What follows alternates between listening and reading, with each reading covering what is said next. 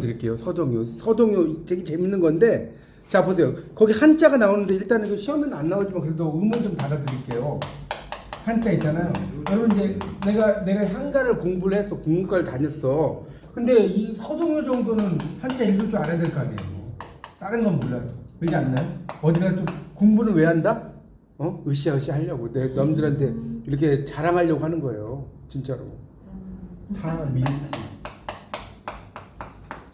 가량 치고. 서동방은. 근데 이게 어렵지만 아주 미묘하게 재밌어요. 야은, 묘은. 선화 공주 주은이에요. 네, 주은. 네, 주은이잖아. 스물어 있죠. 호견 거요. 자, 이 무슨 말이냐? 자, 보세요.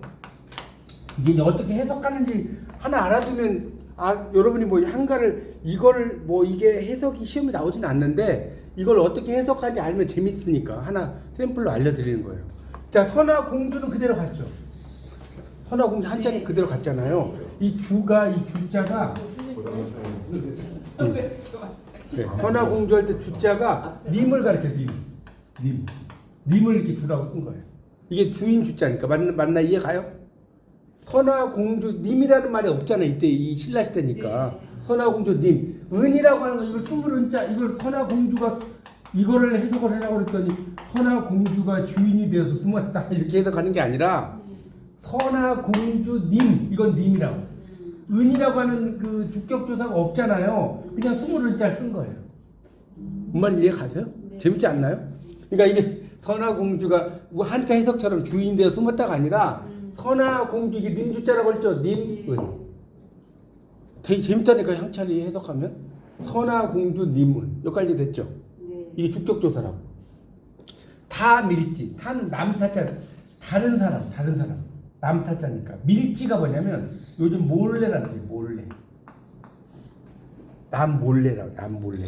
이게 이 밀자가 비밀스러울 밀자거든요. 남 몰래. 이해 가십니까? 밀지할 몰래고요. 그 다음에 이제 가량치고 이 가짜가 시집갈 가짜예요. 여자 여자가 나오는 거 있잖아요. 집가짜 시집갈 가짜라고.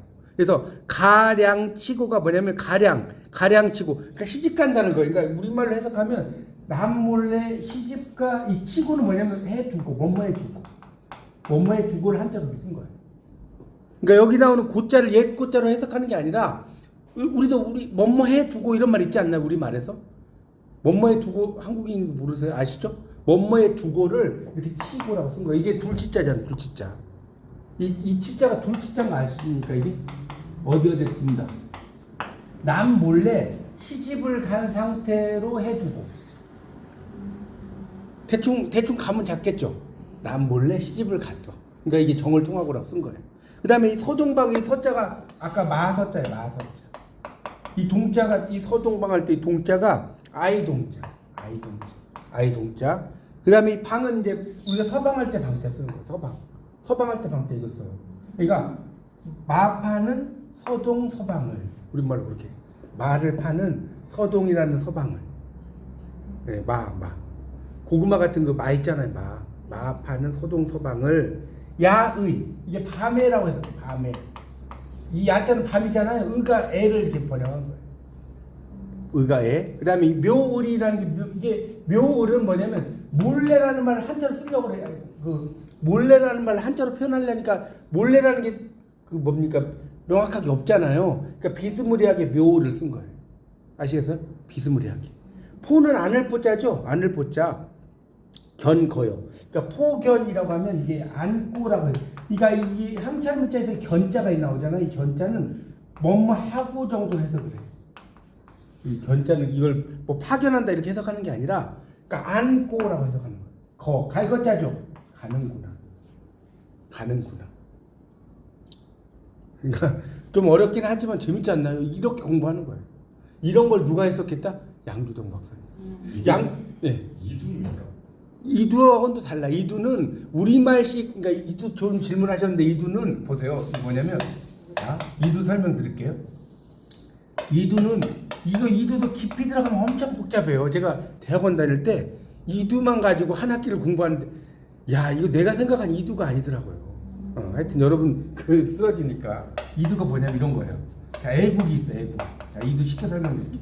그러면 우리나라 말은 나라를 사랑한다죠. 이건 아시죠? 네. 근데 이 한자에서는 이게 먼저 해석해. 나라를 사랑한다.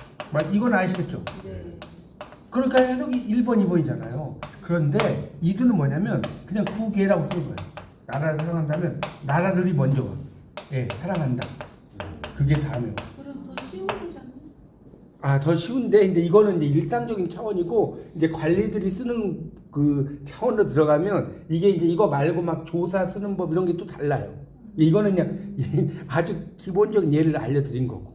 이두가 복잡해요, 생각보다. 이게 뭐 질문하셔갖고 제가 맛만 보여드리는 거예요.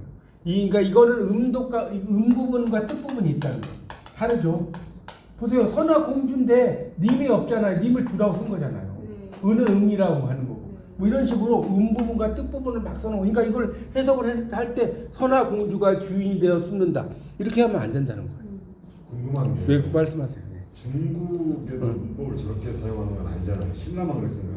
아, 예, 중국에 당연히 안 쓰죠. 왜냐면 신라 시대가 이게 그러니까 우리 말은 있었을 거 아니에요. 근데 우리 말을 한자로 우리 말을 표현을 해야 될 거 아닙니까? 우리 말. 그 당시에도 지금처럼 신라 시대도 한자가 아니라 우리 말이 있었단 말이에요. 근데 그거를 한자로 표현할 수밖에 없으니까 어쩔 수 없이 이렇게 쓴 거죠.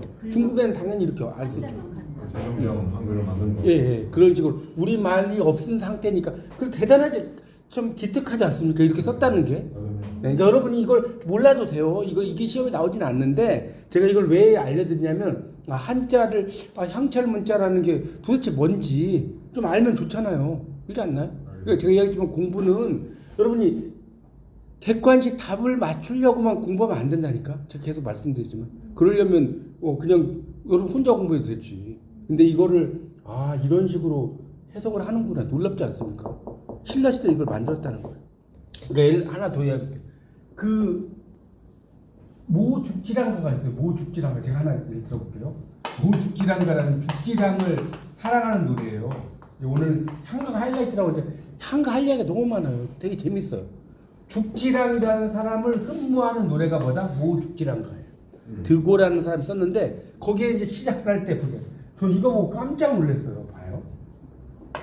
간봄 그림에 이거 하나만 가르치면 간봄 지나간 봄을 그리워하며 이거 이 정도 해석되죠? 해석 안 돼요? 지나간 봄을 그리워하며 그렇게 써야 되나? 간봄 그림이 어려워요? 감동적이네. 지나간 봄을 그리워하며 이렇게만 알겠죠?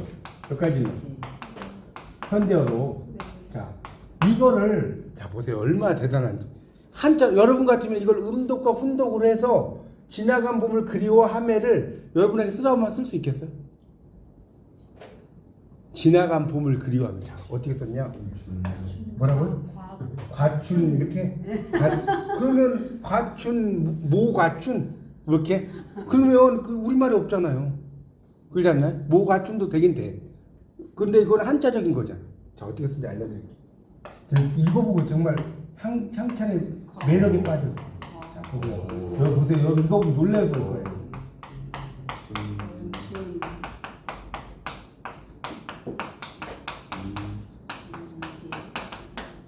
거은춘 계리. 한가 얼마나 재밌는지 보세요. 계리.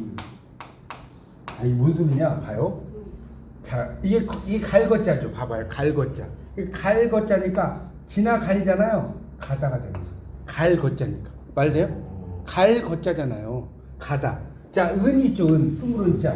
여기서 니은만 가지고 와. 니은만. 그럼 간이 돼야 돼. 자, 어려워요? 어렵진 않. 재밌죠? 갈거자잖아요. 그러니까 가다라는 뜻이 있을 거 아니에요. 스물은자에 뭐만 가져와? 니은만 가져와. 그럼 간이 돼야 돼. 자, 춘이 봄이죠. 그럼 간봄이 됐죠. 계림이가 뭐냐? 자, 그리워하매죠. 그리워하매를 한자로 쓰려니까 그리워하매라는 여러분 그리워하매라는 한자가 있냐고요? 네? 이런 한자가 있어요? 머리 이런 게 없잖아요. 그러니까 어쩔 수 없이 비스무리한 계림이를 쓴 거예요. 비스무리한. 네, 맞습니다. 그러면 이런 거를 썼을 때 네. 보통 학자들이 이런 걸 파악을 금방 해요 보편적으로? 아니 이거는 이제 국문학을 하는 학자들만 파악을 하죠. 이게 일반 여러분처럼 뭐 영문학을 하거나 일반인들은 당연히 모르죠.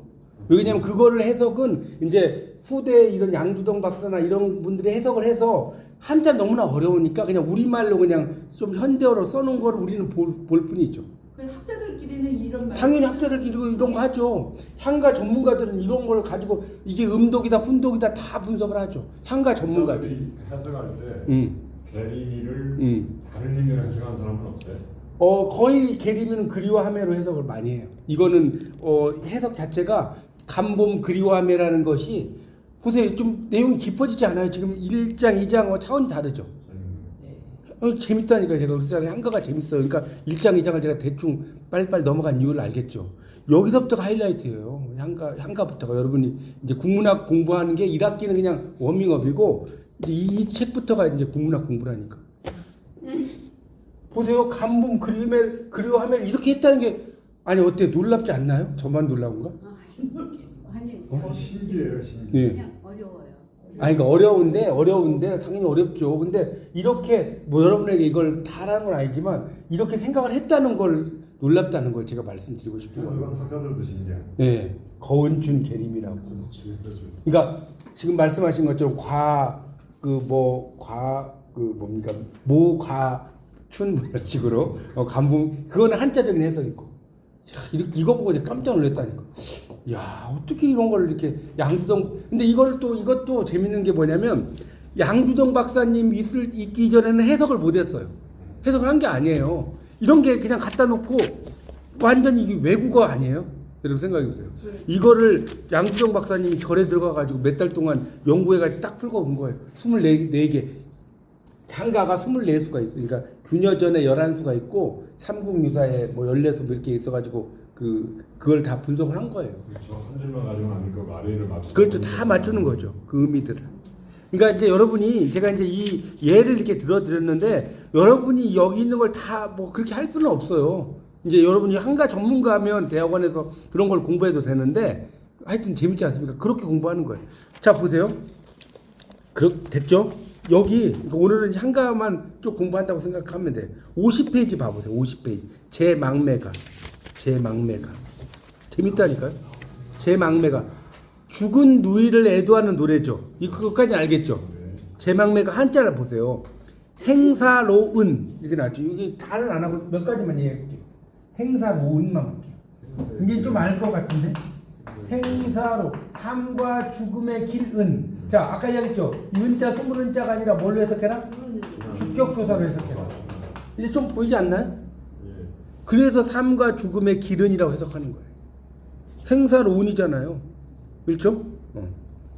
이런 식으로 그런 식으로 해석을 하는 거예요. 거기 이제 보면 뭐 밑에 보면 차의 유아 뭐 이렇게 나왔죠? 뭐 이렇게 쭉 나오는데 하여튼 향가의 해석이 이제 이런 식으로 그 의미 맥락들을 다 따져가는 거예요. 대단한 거라니까 향가가. 그래서 여기 이제 있는 건 제가 하나의 샘플로 보여드린 거고 여러분이 이걸 막 집에 가가지고 연구할 필요 있다 없다? 전혀 없습니다. 전혀 없어요. 네. 보세요. 이제 하나만 또 해볼게요. 그 52쪽에 군은부야 있죠. 제일 처음에 군은부야 이제 아시겠죠? 임금은 아버지다. 봐요 나오잖아요. 이제 이거 주격조사네. 보세요 이렇게 나온다니까. 군은 부야네. 이거 말면 된다니까. 밑에 있는 거 다 알 필요 없어요 이거. 여러분 이거 어느 세월에 이걸 다 공부합니까? 이거는 향가 전문가들만 그러니까 국문학과에서 뭐 시가 전공자들은 이런 거 알겠어 모르겠어 잘 몰라요. 향가 전공자들은 당연히 밥 먹고 하는 게 이런 거예요. 이건 음독일까 운독일까 이거 따지는 거예요. 그러니까 여러분이 절대로 이런 거 시험에 안 나와. 이런 거 안 나오니까 당연히 안 나오지. 이걸 나오면 누가 맞히겠습니까? 안 나오지. 이거는 아니 우리말로 된 거 해석도 어려운 판에 향가를 해석하면 쓰러집니다. 노래도 있잖아요. 쓰러집니다. 자 45쪽. 예, 그러니까 제가 나오는 거 알려드릴게요. 자, 그 44쪽을 보시면 일연 나오죠. 44쪽에. 그래서 제가 지금 하이라이트만 알려드리는 거예요. 이제 여기 상가 재밌고요. 고려 소교 재밌고요. 시조 재밌고 정말 이거는 공부하다 보면 미쳐 너무 재밌었어요. 자 보세요. 그 이런 삼국유사는 44쪽 보고 있어요. 네. 고조선부터 후삼국까지 역사를 편년체로 기술했다는 거예요. 그러니까 그런 어떤 순서의 이런 내용들을 가지고 이제 기술했는데 왕력, 왕의 역사, 왕력이라는 게 왕의 기이라는 건 뭐냐면요. 요거 좀 설명드릴게. 기이할 때 여러분 이 기자를 좀 설명드릴게요. 기가 이렇게 써놨죠. 이렇게 요 기자는 말씀 원자의 기자하고 똑같습니다. 이렇게 합니다. 그러니까 왜 그럼 이렇게 썼냐? 옛날에는 기록물이 없으니까 실 같은 거 막 꼬아가지고 막 글자를 만들어놨잖아요. 그래서 기록할 기자를 이렇게 써요. 옛날에. 이런 거 여러분 알아도 좀 재밌잖아요. 상식으로 알아두세요. 옛날에 기록할 기자 이렇게 안 썼다니까. 다 이렇게 썼어요. 그래서 기이, 그러니까 기이한 것을 기록했다는 거예요. 흥법. 자, 흥법 할 때 이 법은 불법이에요. 불법. 이 한자에서 이렇게 법이 나오면 대부분 불법이라는 뜻이 많아요. 불법으로 흥했다. 탑상. 이 딱 보니까 다 불교적인 내용이 많지 않나요? 흥법도 불교적인 거, 탑상. 탑이네. 탑이잖아요. 불교적인 이야기지. 그 다음에 기도, 이것도 불교적인 이야기예요. 대부분. 불교적인 이야기. 의해. 의로움으로, 그러니까 의롭다는 건 승려나 이런 사람들의 의로운 이야기예요. 이런 식으로. 신주도, 이게 이제 신이 주술을 부렸다는 건데, 이것도 불교적인 이야기예요. 신주. 그 다음에 감통. 느껴서 통했다. 이것도 불교적인 이야기가 많아. 감통이라니까 뭔가 깨달음을 얻었다 이런 뜻이고, 피은이라고 하는 건 뭐냐면 이게 피가 피할 피자고 숨을 은자거든요. 뭔가를 피해서 숨었다는 이런 그 승려들 같은 경우도 뭐 이렇게 전쟁이 나거나 이러면 어디에 산에 동굴에 피하고 이런 경우 많이 있잖아요. 그거고, 그다음에 효서는 효도 효자의 착할 선자거든요. 그러니까 이거는 이제 그 효도하는 이야기, 효도하는 이야기. 그래서 대부분의 이 그 뭡니까 삼국유사가요. 삼국유사의 내용은 뭐다? 불교적이다. 불교적이에요. 근데 이게 또 재밌는 게 삼국유사가 그러면 모두가 불교적이냐? 그거는 아니다. 자, 지금 이거 뭐 할 얘기가 너무 많은데 한가에서 대표적인 사람이 누가 있냐면요. 꼭 알아서요. 월명사가 있고요. 충담사가 있어요. 여러분 한가를 공부를 했는데 월명사와 충담사를 모른다? 이건 간첩이에요. 워낙 유명한 사람. 자, 이 월명사는 두 가지로 나눠져요. 하나는 도술가가 있고 제망명가가 있고, 자, 충담사는 또 두 개를 나눠줘. 참기파란가가 있고 안민가가 있어. 자, 오늘 하이라이트는 참가니까 쭉 편하게 들으세요. 자, 월명사는 이름이 도대체 월명이에요. 자, 달이 박다죠. 이건 이제 사자는 스님에게 듣는 건데, 월명사는 이런 이야기예요. 그러니까 이름이 과연 진짜 이름이냐. 이게 이 한가를 보면 월명사의 월명이 본명이냐, 아니면 이 사람의 능력이 있어서 월명이냐. 그러니까 월명사가 뭐냐면 이 사람이 길을 가면 달이 계속해서 쫓아다니는 사람. 이 사람이 너무 좋았어. 그래서 월명사예요. 그래서 이 사람이 이런 거야. 요즘 말로 하면 굴 속으로 들어가. 굴 속으로 들어가도 달이 굴 속으로 따라와. 다 뻥일 수 있지만 그만큼 월명사. 그래서 월명사가 지은 작품에 도솔가라는 사구치 한가가 있다고 그랬죠. 그리고 제망명가가 있는데, 한가 중에서 가장 훌륭한 작품 하나만 꼽아라. 뭘까요? 제망명가예요. 하나만 꼽아라. 한가 중에 넘버 2를 꼽아라. 찬기파랑. 왜 그런지는 이제 나오면 알려드릴게요. 찬기파랑. 기파랑의 인격을 찬양한 노래. 그런데 이 안민가가 이게 독특해요. 왜 독특하냐? 안민가는 무슨 노래다? 유교적인. 아까 얘기했죠. 한가는 대부분 뭐다? 불교적이다. 맞죠? 한가는 되게 불교적이라니까. 그러니까 이 한가를 쓴 사람이 낭승이라고 하는데, 낭승이 뭐냐면 사랑과 승려라는 뜻이에요. 줄여서 낭승이라고. 승려 스님이죠? 화랑이죠? 이런 사람들이 많이 썼어요. 이 화랑도 다 불교와 관련 있잖아요. 맞죠? 그런데 이 안민가는 뭐다? 유교적이에요.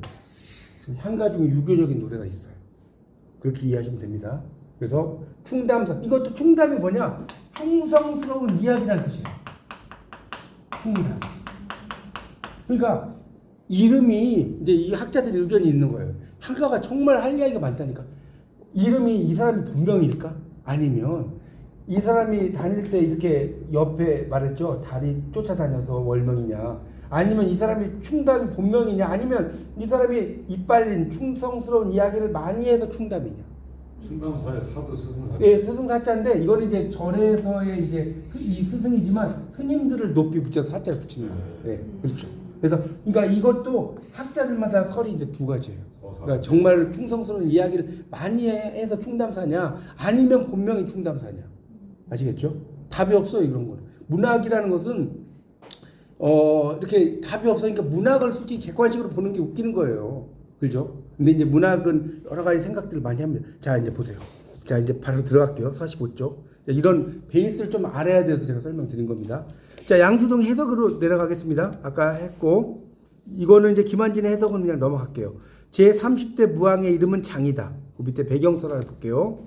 그의 어머니는 과부가 되어 서울 백제의 수도를 일컬음이에요. 그러니까 이 서울은 지금 여기 서울이 아니에요. 아시겠죠? 부여. 남쪽 목가. 아까 무슨 지라고 그랬죠? 기억나요? 국남지를 말하는 거예요. 자, 집을 짓고 살았어요. 자, 못 속에 용과 통하여 장을 낳았다. 장이 서동이에요. 그러니까 용과 통했대요, 사람이. 용은 누구다? 임금이에요, 임금. 용의 눈물 생각해보세요. 용의 눈물. 용이 임금이라니까. 그래서 어릴 때 서동으로 불렀어. 서자가 무슨 서자? 마서자. 제주와 도량이 헤아려 어려워요. 말을 캐다가 뭐 이렇게 살았어요. 자, 서동은 신라 진평왕 셋째 공주인 선아가 아름답다는 말 들었죠? 머리를 깎고 상정해. 길거리 아이들에게 자 말을 넘겨보세요. 배불리 먹여. 요즘 말로 맛동산이나 오징어 땅콩 먹인 거예요. 그래서 아이들이 그와 친해져서 그를 따랐죠. 이에 동요를 지은 뒤 이들을 꿰어서 부르게 했어. 자, 이런 걸 이제 뭐라고 하냐면요. 참요라고 해요. 여러분들 아주 궁금해요. 참요라고 하는데 참이라는 건 예언하다는 뜻이거든요. 그러니까 이 참요는 예언의 노래. 이걸 부르게 하는 거예요. 아이들. 참요라고 써놓으세요. 그래서 자, 여기 보세요.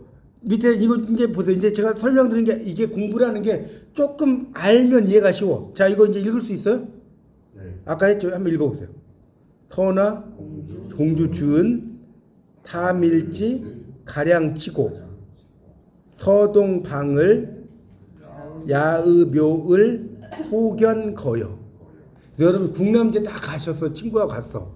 하도 많은 차 하시는 거 이럴 때. 이게 뭔지 알아? 그래갖고 이제 그런 맛에 공부하는 거라니까 진짜.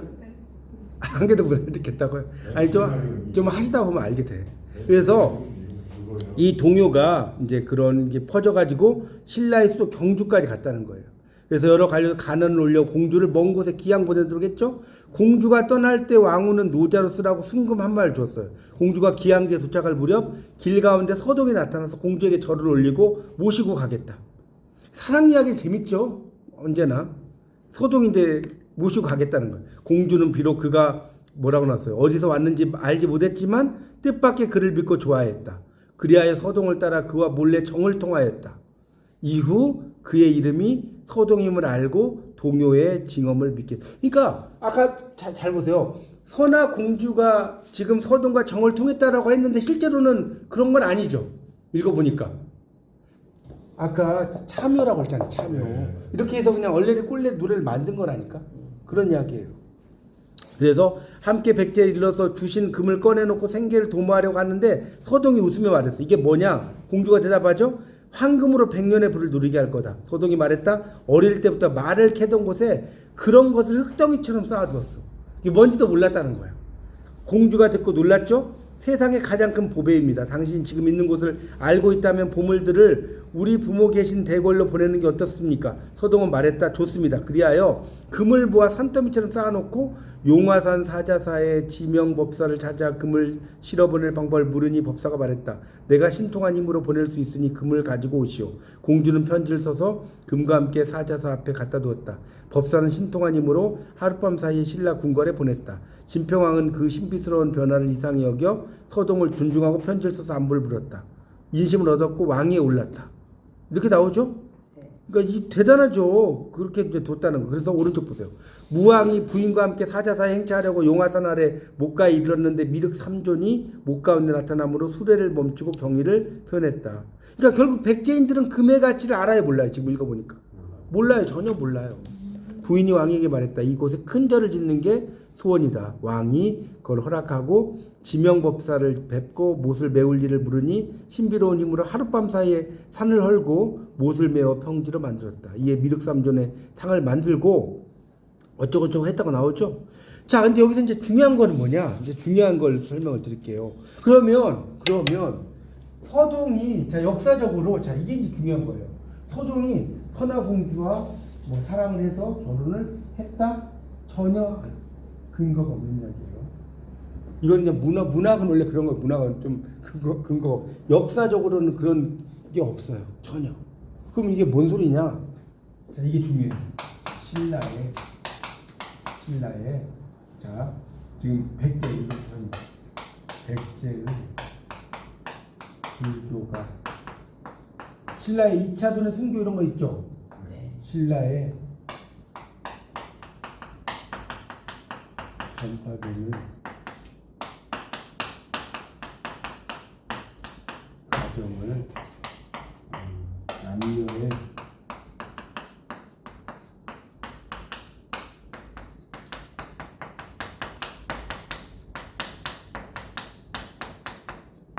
자, 요게 학자들의 정설이에요, 정설. 실질적으로 선화공주와 소동이 만나고 이런 게 아니라 그 신라 쪽에 백제 불교가 전파가 됐을 거 아닙니까? 그것을 이렇게 사랑으로 표현하면 좀 멋있어 보이잖아요. 그냥 있는 것보다. 그런 것들을 이렇게 이제 표현했다는 게 일반적인 학자들의 해석입니다. 이건 제 해석이 아니라 학자들이 실제로. 그러니까 그렇게 멋지게 표현하는 거예요. 사랑의 그 과정으로. 그래야지 좀 더 좀 순검이라고 그럴까? 그런 것들도 있기도 하고. 그래서 그렇게 아마 표현을 했고, 그렇게 썼다고 이해하시면 될 것 같아요. 그 다음에 나오는 게 이제 풍요인데, 풍요 48쪽. 이 풍요는요, 노동요라고 써보세요. 노동요. 48쪽의 풍요는 노동요. 노동하는 노래. 노동요. 노동요인데, 보세요. 이건 양주동 해석이 가장 중요하다고 그랬죠. 이것도 위에 거 한번 볼까요? 레이어 이렇게 나왔죠. 이게 또 재밌는 게 레이어를 거꾸로 읽으면 열애가 되죠. 그러니까 열애잖아요. 그러니까 레이어가 이제 그런 의미도 있는 거예요. 그러니까 레이어 할 때 레는 온다는 뜻이고 여라고 하는 거 여 있죠. 여는 같을 여자인데 여기에서는 이제 이 여자가 뭔가 한다라는 의미로 해석한 거예요. 그러니까 오다 해석돼요? 레이어잖아요. 오다. 근데 이 시가 한가가 재밌는 게 여러분 레이어가 몇 번 나오는지 아세요? 여기서 레이어 그 밑에 또 레이어 나왔죠. 네. 레이어 나왔죠. 그 마지막에도 또 레이어 나왔죠. 5번이나 나와요. 무려 반복이 이렇게 됩니다. 그러니까 오다예요. 그래서 밑에 보면 해석을 볼게요. 오다 서럽다 은혜여라는 건 밑줄 치고 써보세요. 인의 몸이요. 은혜여라는 건 요즘 말로 하면 인의 몸이요. 공덕 닦으라 오다. 그러니까 공덕을 닦으러 온다는 뜻이죠. 공덕을 닦으러 온다. 자, 여러분 보세요. 자, 이제 이게 또 현대시로 넘어가죠. 자, 김소월의 진달래꽃. 자, 어떻게 되죠? 나보기가 역겨워 가실 때는 말없이 고이 보내드리다 영변의 약산 진달래꽃 아름다다 가실 길에 뿌리 오리다 있죠.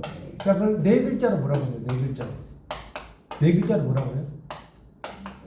네? 몰라요?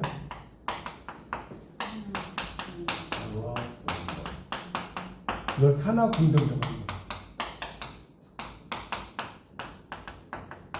꽃을 흩트려서 흩어질 산자예요. 덕을 바친다. 이런 뜻이에요. 산화공덕이라고. 자, 이 산화공덕이 뭐에 나온다? 김소월의 진달래꽃에 나오죠. 여러분이 이렇게 생각하실 거예요. 이 국문과 대부분 다 그렇진 않은데 국문과에 오신 분들이 나는 그냥 시 쓰고 뭐 소설 쓰고 뭐 이렇게 하려고 왔는데 뭐 이렇게 고전을 공부하고 뭐 그래 이렇게 생각할 수 있잖아요. 근데 고전을 공부해야 될 것 같아요? 안 해야 될 것 같아요? 예, 해야 됩니다. 그럼 고전을 모르고 현대를 이해할 수가 없다니까. 공지영이라는 작가가 어떤 이야기를 했냐면요. 공지영 작가가 어떤 이야기를 했냐면 고전을 제가 듣기로는 그랬어요. 3,000권을 읽지 않고 소설을 쓰려고 생각하지 마라. 그분이 3,000권을 다 읽었는지 모르겠지만 뭐 3,000권 아니라고 하더라도 한 300권이라도 고전을 안 읽고 진짜 그분이 그렇게 이야기했어요. 그러니까 그만큼 여러분 현대를 뭐 이렇게 시를 공부하거나 한다고 하더라도 고전의 바탕이 없으면요 안 됩니다. 그러니까 이런 것도 지금 보세요. 김소월의 진달래꽃도 이게 산하공덕이라고 하는 것 자체가 이런 풍요의 어떤 이 공덕 쌓으러 온다고 나오잖아요. 이런 거하고 연결이 돼 있는 거예요. 지금 다 연결돼 있는 거라고. 그래서 밑에 보세요. 배경서라. 양지 스님의 조상이나 고향은 자세히 알기 어렵고요. 신라 선동왕 때 자체가 나타날 뿐이다. 자, 석장은 밑에 나왔죠. 중이 짚는 지팡이라고. 끝에 자루 하나 걸어두면 지팡이가 시주하는 집으로 날아가 흔들며 소리를 냈다. 참 재밌죠. 지팡이가 알아서 가. 그 집에서 일을 알고 재에 쓸 비용을 집어넣고 자루가 가득 차면 알아서 돌아와요. 이 때문에 그가 거주한 곳을 석장사라고 했다는 거예요. 석장 아까 이야기했죠. 중이 짚는 지팡이라고. 그래서 그의 신이한 그러니까 기이한 행적은 이어갔다는 거예요. 그래서 여러 가지 기에 통달했고 똑똑하다고 나왔죠. 뭐 어쩌고 나왔어요. 그래서 이제 뭐 절을 짓는 것이 나오고 그래서 이제 그 밑에 딸락이 보세요. 영묘사의 장육상을 만들 때 입정하여 밑정 밑에 나왔죠. 선정에 들어갔다. 참선이에요. 참선. 정수하는 정수도 밑에 나오죠. 마음을 바르고 밝게 하여 잡념에서 벗어나는 거예요. 그래서 사람들이 뭐예요? 다투어 진흙을 날려다 주었다는 거예요. 자, 그러니까 이 작품이 아까 말했죠. 노동요다. 그러니까 이 작품을 좀 설명드릴게요. 이 작품은 어떻게 되냐? 자, 이 기능의 전이라고 옮긴다는 거예요. 자, 얘기 좀 하세요. 여기다가 기능의 전이가 뭔지 알고 옮긴다. 한자로 하면 전이란 말 많이 쓰지 않나요? 뭐 암세토가 전이 됐다. 이런 거 쓰는데 이렇게 해서 부를 전자 옮기겠죠. 기능의 전이. 자, 노동요였어 처음에. 이 노동요가 뭐가 돼? 공덕과 같아. 덕을 받치는 거. 그 다음에 유희요. 이게 즐거움을 가진단 말이에요. 유희요. 이게 이제 주술적인 거.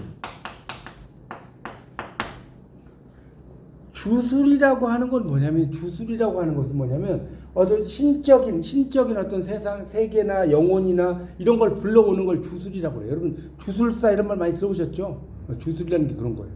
기이한 것을 불러오는 거. 여기서도 그런 주술적이 나오잖아요. 지금 뭐 덕장 끝에 자루가 막 날아다니고 이게 말이 안 되는 거잖아요. 일반적인 관점으로. 그래서 풍요가 이렇게 됐다는 거예요. 그래서 이곳 사람들이 방아를 찍거나 힘든 일을 할 때 노래를 불렀다.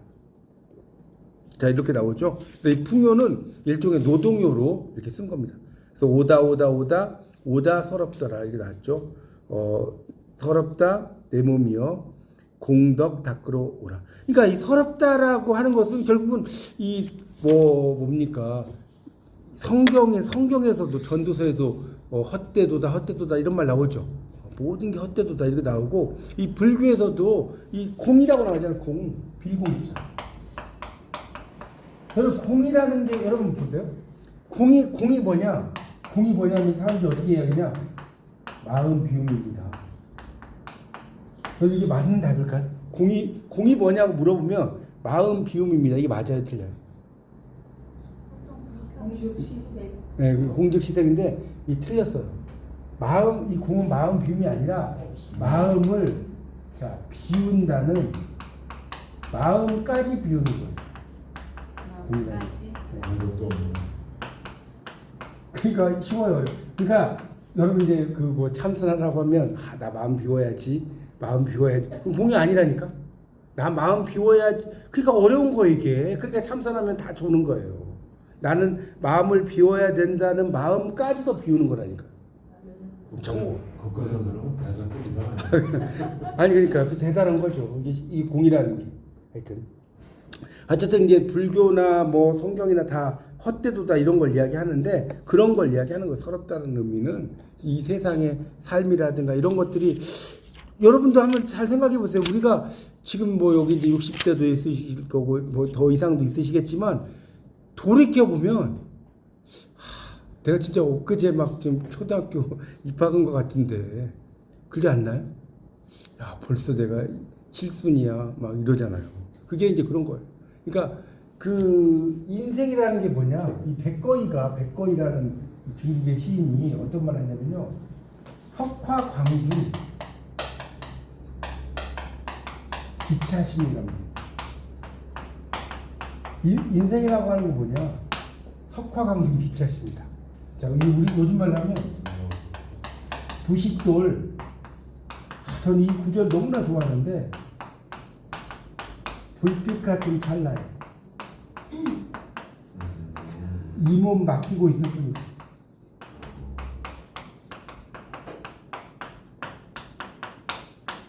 멋지지 않나요? 인생이란 게 뭐냐? 이 부싯돌에서 불빛 한번 탁 치는 게 인생이라는 거. 안 믿겨지세요? 인생이라는 게 그런다니까? 안 믿겨져. 아이고 아직 뭐 우리 더 사셔야 돼. 인생이라는 게 정말 지구의 나이가 45억 년이에요. 지구의 나이가. 아무리 많이 살아도 100년 이상 사나요? 100년이라고 칩시다. 뭐 요즘은 이제 약이 좋아져갖고 요즘 태어나는 애들 140세까지 산다는데 어쨌든 뭐 100년이라고 치면 100년을 살아봤자 45억 년에 비하면 껌이에요. 껌이 아니에요. 네? 여러분 한 40억 년 살아. 그러니까 인생은 이 45억 년에 비하면 정말 부싯돌 이렇게 불빛 한번 탁 한 거라는 거예요. 그러니까 이 작품은 와우각상 쟁하사 이 원래 작품은 달팽이 뿌리에서 무슨 일로 다투는가 이렇게 시작돼요. 너무 멋지죠. 중국이란 나라가 엄청난 큰 땅덩어리를 갖고 있잖아요. 근데 이 백거인은 달팽이 뿌리라는 거예요. 그래서 장자에 나오는데 달팽이 뿔의 왼쪽 뿔과 오른쪽 뿔이 나라가 있어. 그 두 나라가 싸웠다는 거예요. 그러니까 완전 뻥이죠. 에? 중국이 달팽이 뿔만 합니까? 무슨 일로 다투는가? 부싯돌 불빛 같은 찰나에 이 몸 맡기고 있을 뿐인데 수부수빈 차왈락 불개구소 시치인 부유하면 부유한 대로 살고 가난하면 가난한 대로 살지니 입 벌려 웃지 않으면 이 또한 바보라네. 이런 시가 있거든요. 참 기가 막히게 써놨죠. 하여튼 그렇습니다. 그래서 이런 삶이라고 하는 것에 대해서 이렇게 생각하는 것들이 참 동서양이 다 비슷하죠. 자, 50쪽의 제막매가를 한번 보시죠. 제막매가. 제막매가는 죽은 누이의 죽음을 애도하는 노래거든요. 이게 정말 베스트 작품입니다. 베스트 작품. 자, 김한진 해독, 양주동 해독이 있는데 여러분은 뭐만 봐요? 그냥 양주동만 보세요. 다 보려면 쓰러져요. 그냥 왼쪽만 보시면 돼요. 그래서 자, 근데 이제 이 작품에 대해서 문제점이 있어요. 어떤 문제점이 있냐면, 자, 여러분이 승려라고 칩시다. 승려라고 치면 이제 죽은 누이의 죽음을 애도를 하는데 과연 이 작품을 읽어보면 승려가 너무나 인간적이에요. 그래요, 안 그래요? 승려가 너무 인간적. 이 작품 고등학교 때 다 읽어보셨을 텐데 기억 안 나요? 안 나요? 창문 너무 어렴풋이 옛 생각이 나셔야 되는데. 자, 보세요. 한번 읽어볼게요. 양주동의 해석. 자, 이제 이거는 이제 해설이 현대어로 해석이 안 돼 있으니까요. 제가 설명드릴 테니까 여러분 현대어로 좀 고쳐주세요. 그냥 들으면 몰라요. 생사로운 뭐라고 그랬어요? 삶과 죽음의 길이. 삶과 죽음의 길은. 그러니까 그 옆에다가 좀 그러니까 뭐 포스트잇 같은 걸 써놓으세요. 이거 되게 유명한 작품이니까. 삶과 죽음의 길은 여기에. 얘는 여기에. 이샤면은 있음에. 여기에 있음에. 저희고는 뭐냐면 머뭇거리고. 머뭇거린다는 말 들어보셨죠? 삶과 죽음의 길은 여기에 있음에 뭐하고? 머뭇거리고. 자, 그럼 제가 여러분 여쭤볼게요. 얘라는 것은 뭘 가리킬까요? 여기에라는 게 가리킨 게 뭘까요? 여기에가 뭘까요? 자기가 있는 거. 지금? 이승. 여기는 이승을 가리키는 거예요. 이승과 저승할 때 우리가 불교에서는 이걸 차안과 피안 혹시 들어보셨어요? 처음 들어봐요? 이게 되게 유명한 말인데 차안과 피안이라고. 이게 이제 언덕 안자거든요. 언덕 안자. 차안은 이 언덕이죠. 차안. 그러니까 이 언덕인 거 뭐겠어? 이승. 자, 피안은 저 언덕이죠. 저승을. 이런 용어들 꼭 알아두십시오. 이게 국문학을 공부하려면 이 불교적인 용어들이 많이 나와요. 국문학하고 또 연결돼 있어서. 네, 말씀하세요. 문학 작품 중에 피안이라는 말을 갖고 있어요. 그렇죠. 피안이라는 게 그런 거예요. 의미로 그렇죠, 당연히 그렇죠. 피안에서. 그런 게 쓰던데. 네, 피안. 네. 그러니까 피안이라는 말 많이 써요. 그러니까 저 세계, 이승 넘어 저 세계를 피안이라고. 처음 들어봐요? 피안 많이 써요. 많이 나오는 말인데 피안이라는 건. 네. 피안에 뭐 이렇게 나와요. 네. 왠지 하여튼 불교 좀 믿으신 분들은 피안 많이 들어보셨을 거예요. 어쨌든 자, 그래서 이 작품 되게 깊어요. 자, 봐요. 삶과 여기까지 좀 하고 좀 쉽게 일단 하던 거니까 삶과 죽음의 길이 이승에 있음에 저이고가 뭐라고 저이고 워뭇거리고. 자, 나난 가나다 말도. 자, 나는 동그라미 치고 누이 동생이라고 써놓으세요. 누이 동생. 나가 누이 동생이에요. 간다는 건 뭐예요? 죽는다는 뜻이죠. 요즘 말로 하면. 죽는다는 말도 할 때 시옷은 별 영향가가 없는데 옛날에 왜 시옷을 붙이냐면 말과 도 사이에 이렇게 중간에 이제 들어가는 어떤 표현을 써요. 요즘에는 이렇게 당연히 이런 말 안 쓰는데 여러분 나중에 국어 공부하시면 알 거예요. 그냥 중간에 들어가는 표시라고 생각하십시오. 그러니까 이건 요즘 말로 없어도 돼. 말도 못다 니꼬 가나 니꼬. 못다는 못다. 니꼬는 말하고. 요즘 말 써보세요. 가나 그다음 뭐라고 넣었어요? 가나 니꼬. 이건 뭐냐? 가는구나. 나는 간다는 말도 못다 말하고 가는구나. 해석돼요? 삶과 죽음의 길이 예이샴에 나는 간다는 말도 여러분이 한번 이거 생각해 보세요. 여러분 이제 뭐 가족 중에 뭐 부모님이 돌아가시거나 또는 뭐 형제 자매가 돌아가실 때 그런 생각 많이 들지 않나요? 정말 친한데 갑자기 돌아가셨어. 그러면 이런 거 생각해 보세요. 그걸 생각해 보시면 이해가 정말 쉬울 거예요. 근데 이 작품이 왜 멋있냐면 잘 보세요. 이 작품은 죽는다는 말을 쓸까요, 안 쓸까요? 절대로 안 써요. 이걸 멋있다고 하는 거예요. 문학이라는 것은요. 예를 들어서 여러분 시를 쓰는데 배가 고파서 밥을 먹으니까 정말 맛있다. 이게 시인가요? 시가 안 돼요. 그거는. 시라는 것은 여러 가지 앰비규어스한 자, 여러분 정현종의 섬이라는 시가 왜 멋있냐면 정현종의 섬 아시죠? 뭐죠? 정현종의 섬 두 글자, 두 글자. 자, 그 섬에 가고 싶다. 자, 보세요. 여러분, 그 섬에 가고 싶다라고 하면 잘 봐요. 여러분 시 쓰시는 분 많으시니까. 하여튼 올해 좀 지금 이번 달에 여러분 지금 뭡니까? 좀 쓰셔야 돼. 문연의 글도 제가 올려놨지만 좀 상점 하나 좀 꼭 타세요. 자, 그 섬에 가고 싶다. 이러면 시가 될까요, 여러분 상식적으로? 그 섬에 가고 싶다. 시가 돼요? 대가고 있죠. 그러니까 그 섬에 가고 싶다는 시가 좀 안 될 가능성이 크죠. 왜냐면 그냥 그 섬에 가고 싶다. 그 섬에 내가 그냥 가고 싶다. 너무 직설적이잖아요. 그렇죠? 그런데 이 시가 왜 멋있냐면 이것 때문에. 사람들 사이에 여러분 이거 보면 그렇죠? 이거 나도 쓸 수 있었던 건데. 알고 아니에요? 정현종의 섬 딱 두 글자예요. 두 글자. 두 줄. 이게 완전히 하이라이트. 사람들 사이에 섬. 또 기가 막히지 않습니까? 섬이 여러 사람들 사이에 섬이 있다. 그리고 이 시가 또 멋있는 게 뭔지 아세요? 좀 더 분석을 해드릴게요. 자, 시옷이 몇 번 나오나 볼까요?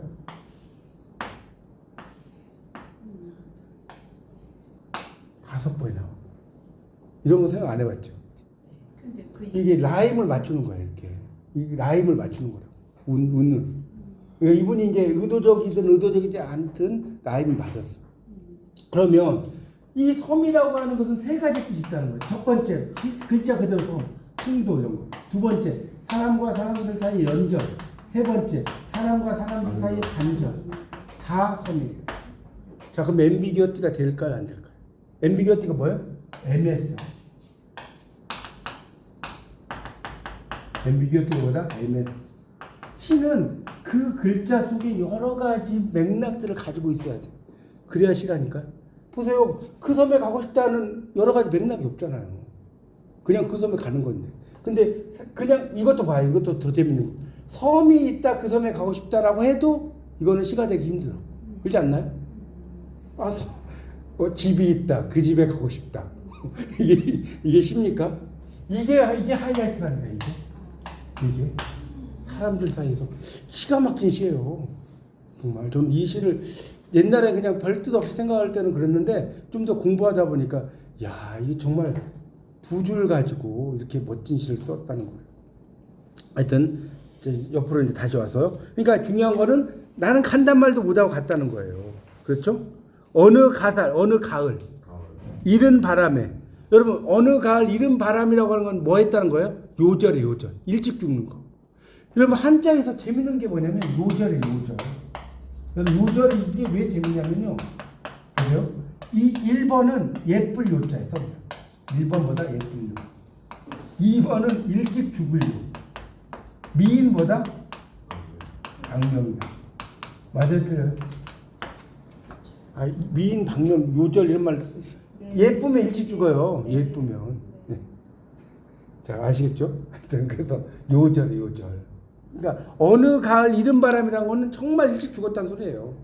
어느 가을 이른 바람. 그다음 보세요. 이에저에 여기저기 여기저기 떨어지는 잎다이 잎처럼 여기저기 떨어지는 잎처럼 여기까지 해석돼요? 여기저기 떨어지는 잎처럼 하단 가지에 나고 하단은 같은 가지에 나고 이렇게 쓰세요. 요즘 말로 써놔야 돼. 이게 완전 외국어예요. 부모님. 예, 같은 가지에 나고 그러니까 부모님이죠. 가는 곳 못 아온겨. 가는 곳 모르겠구나. 자, 쓰세요. 가는 곳 모르겠구나. 아으는 동그라미 치세요. 아으는 그냥 낙구에서 감탄사 요즘 말로 하면 아으. 미타찰. 그 한자 미타찰이라고 쓰세요. 미타찰. 이 극락을 미타찰이라고 하는 겁니다. 미타찰 극락이에요. 자, 미타찰의 맞보울은 뭐냐면 만날. 요즘 말로 만날. 내는 나란 뜻이다. 나는 극락에서 만날 나는 해석돼요? 극락에서 만날 나는 도닦아. 도 닦으며 닦아는 닦으며라고 써보세요. 기드리고다. 뭐겠어요? 기다리겠다. 도를 닦으면서 기다리겠다. 이런 뜻이에요. 지금 요즘 말로 보니까 좀 아시겠죠? 자, 이 시가 왜 멋있냐면 비유가 멋지지 않나요? 자, 봐요. 어느 가을 이른 바람에 여기저기 떨어지는 잎처럼 같은 가지에 나고 그러니까 같은 부모에서 태어났는데 가는 곳을 모르겠다는 거예요. 비유가 멋지지 않나요? 어느 가을 그래서 저번에 그 7월 6일 날 이거 나왔잖아요. 이거 시험에 나오지 않았어요?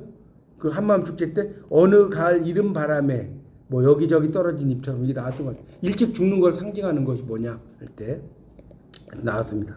도를 닦으면 그래서 이게 과연 승려가 너무 인간적이지 않느냐?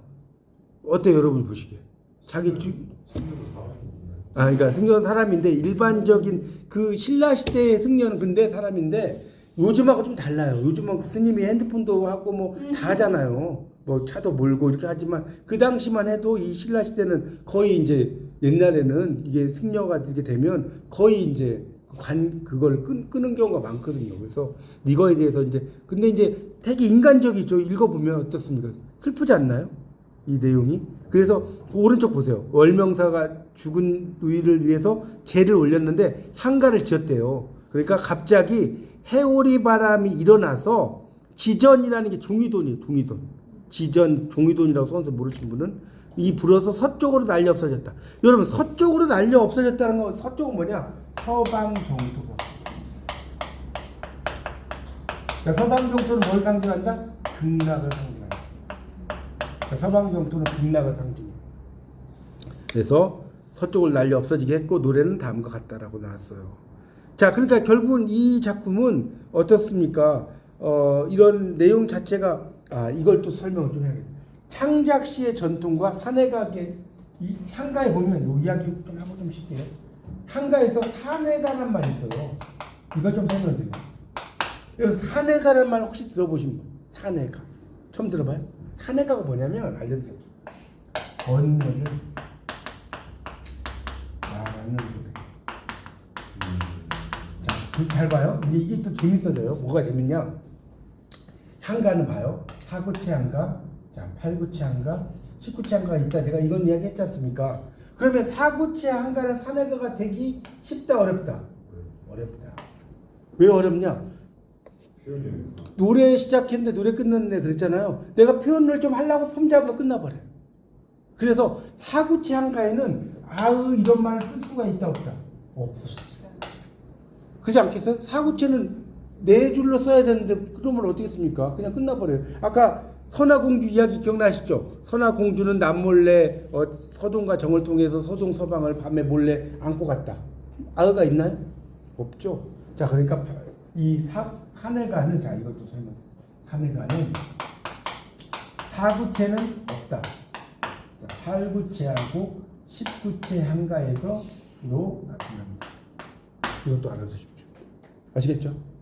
그러니까 사구체는 산해가를 표현할 수가 없다니까. 그냥 폼 잡으면 끝나버려요. 네 줄이니까. 그렇게 이해하면 돼. 근데 8구체와 10구체는 마지막에 두 줄을 한가에서 낙구라고 하는데 여기에서 이제 조금 더 폼을 잡는 게 한가다는 거예요. 마지막 두 줄에 그 첫 여기 보면 아으라고 시작돼. 그러니까 8구체 한가 같은 경우는 7행에 나오겠죠. 10구체 한가는 몇 행에 나오겠어요? 9행에 나오겠죠. 마지막 두 줄에 아으 뭐 이런 말 나와요. 아으. 이런 말, 아으라는 게 뭐냐면 그래서 재밌는 거는 뭐냐면 요즘에 유행가에 보면 뭐 의학세 슬피우니 가을인가요 하면서 막 하고 막 빼잖아요. 마지막에 빼 안 빼요. 이게 다 어디에서 나왔냐? 엄밀히 따지면 향가에서 나온 거예요. 모르셨죠? 벌써 아으란 말이 나오잖아요. 그러니까 여러분이 현대 노래를 공부하려면 이렇게 향가를 알아야 한다니까. 향가의 이 낙구에서 이 아으란 말이 요즘 유행가로 간 거예요. 그렇게 이해하시면 됩니다. 그래서 이 양두동의 해석을 쭉 읽어봤지만 삶과 죽음의 길이 여기 있음에 나는 간단 말도 못하고 갔느냐. 어느 가을 이른 바람에 여기저기 떨어지는 잎처럼 같은 가지에 나고 가는 곳 모르겠구나. 미타찰 극락에서 만날 나는 뭐하며 기다려요? 돌을 닦으면서 기다리겠다. 이런 이야기입니다. 재밌죠? 이제 그렇게 공부하시면 됩니다. 그래서 이제 여기 여러분 1학년이다 보니까 찬기판 한가까지는 안 나왔는데 그거는 이제 2학년 때 올라가시면 그 고전 시가 강독이라는 작품이 있어요. 그때 이제 좀 더 배우실 거예요. 좀 쉬었다가 좀 쉬었다가 하시죠. 좀 쉬었다가 오늘 여기 안민가 하고 고려가요 조금 들어가다가 마치도록 하겠습니다. 네. 되겠는데 사람 사이에 성이 있다. 그건 패러디식. 멋진데. 그거 쓰세요 빨리. 그게 이제 그런 걸 패러디시라고 하는 거예요. 패러디.